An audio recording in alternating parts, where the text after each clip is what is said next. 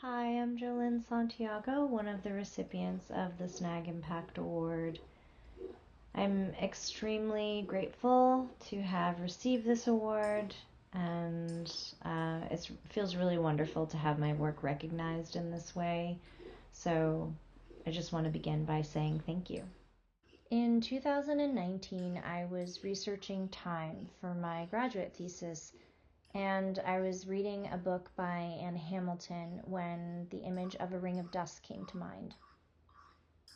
I was interested in understanding what processes would allow me to create jewelry that referenced this idea. And eventually I developed a process where I sinter and fuse tiny particles of silver and gold in graphite. The material that I use for this process is made by hand, and so I'm either filing a rod to collect the dust that I pour into handmade graphite molds,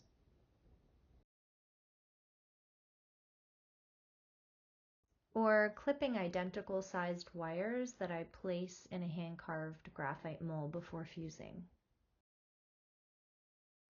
Once I've layered the material in a graphite mold, I use a combination of a beehive kiln and a hand torch to sinter and fuse the particles together. Oftentimes, for the rings of dust, I'm using a hammer to work harden, planish, and size the ring simultaneously. And even though this partially erases the texture, the ephemerality and evidence of the process always remain.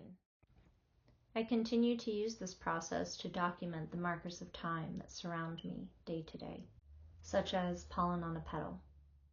Similar to a child searching for animals in the clouds, I wander through the backyard, noticing how piles of debris naturally accumulate, both organized and chaotic.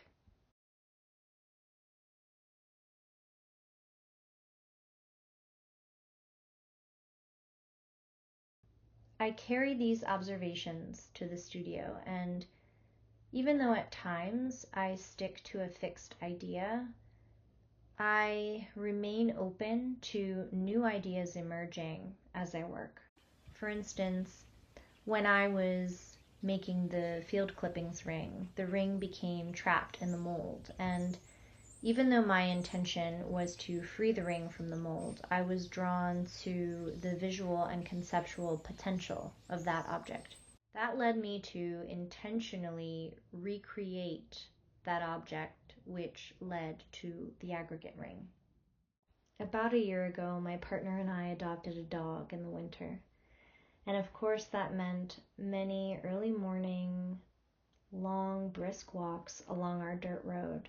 And when I say brisk, I mean the type of air that you breathe in and it freezes your nose hairs. And for me, that's not the ideal time for walking.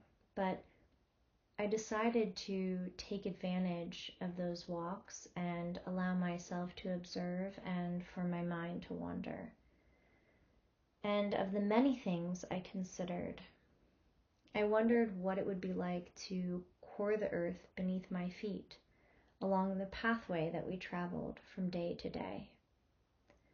I was curious what the layers would look like and what discoveries I would make.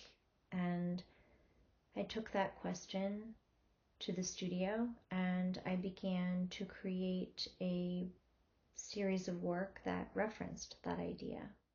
I took many tiny silver wires and I began making a drawing, and the idea was to continue repeating that drawing with each layer, and I tamped the material in between each drawing.